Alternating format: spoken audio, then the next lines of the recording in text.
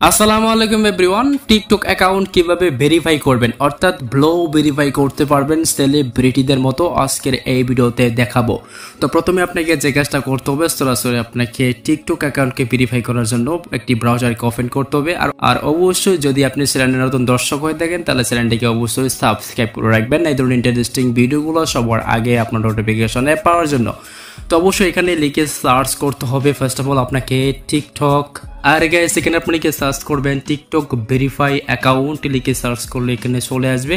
সরাসরি সাইটের উপর টাচ করে দিলে কিন্তু আপনাদের সাইটটা ওপেন হয়ে যাবে। এরপর এখান থেকে পেয়ে যাবেন হচ্ছে সাবমিট ভেরিফিকেশন রিকোয়েস্ট, অথবা এখান থেকে ভেরিফাইড টিকটক অন এখানে ক্লিক করলে হবে। আমরা এখানে একটা ক্লিক করে দিচ্ছি।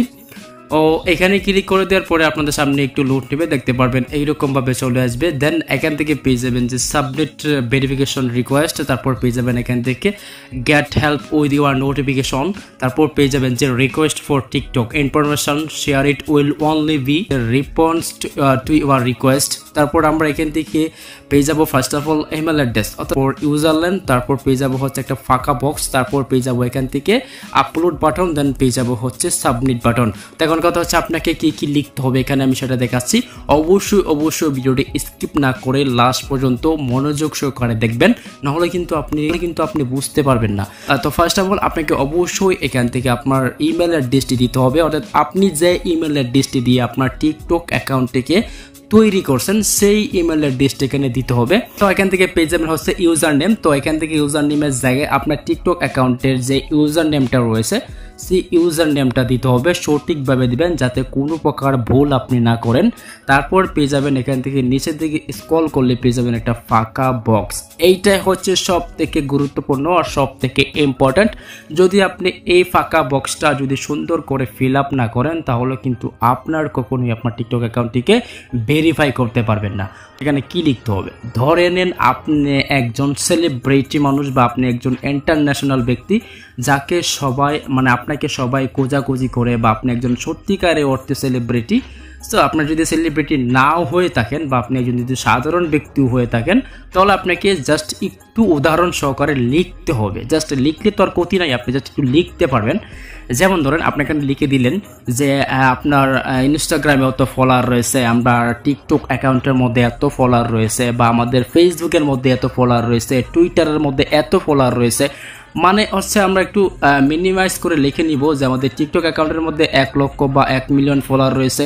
তারপর লিখে নিব যে আমাদের তো এরপর আমাদের ফেসবুকের মধ্যে এত মিলিয়ন বা এত হাজার ফলোয়ার রয়েছে, ঠিক সেইভাবে আপনারা লিখতে হবে।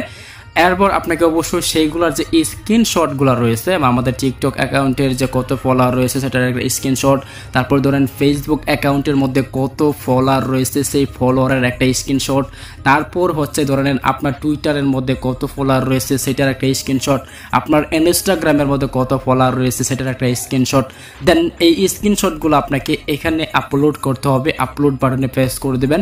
এরপর হচ্ছে মিডিয়াতে যাবেন, তারপর হচ্ছে এখান থেকে আপনার যে স্ক্রিনশট রয়েছে সেগুলোকে আপলোড করতে হবে। আর আপলোড করা হয়ে গেলে এখান থেকে পেয়ে যাবেন যে একটা ফাঁকা বক্স, এখানের মধ্যে টিকমার্ক দিতে হবে। আর সর্বশেষে আমরা পেয়ে যাব হচ্ছে সাবমিট একটা অপশন, এখানে সাবমিটে ক্লিক করতে হবে।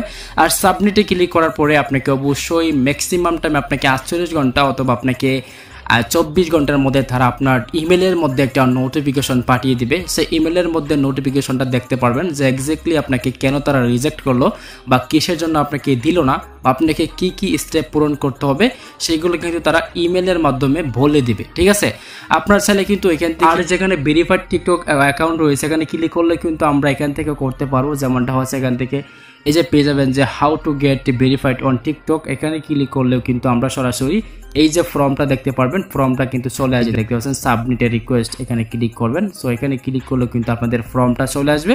এখানেও সেম ভাবে কিন্তু আপনারা আপলোড বা সাবমিট কিন্তু করতে পারবেন। সো আশা করে বুঝতে পারছি টিকটক অ্যাকাউন্ট কিভাবে ভেরিফাই করতে হয়। তো এটা নিয়ে অনেকেই বলেন যে ভাইয়া টিকটক অ্যাকাউন্ট কিভাবে ভেরিফাই করবো, সেটা নিয়ে একটা ভিডিও দেন। তো আজকের এই ভিডিওতে দেখালাম কিভাবে আপনি টিকটক অ্যাকাউন্টকে ভেরিফিকেশন করবেন। সো আজকের মতো আল্লাহ হাফেজ।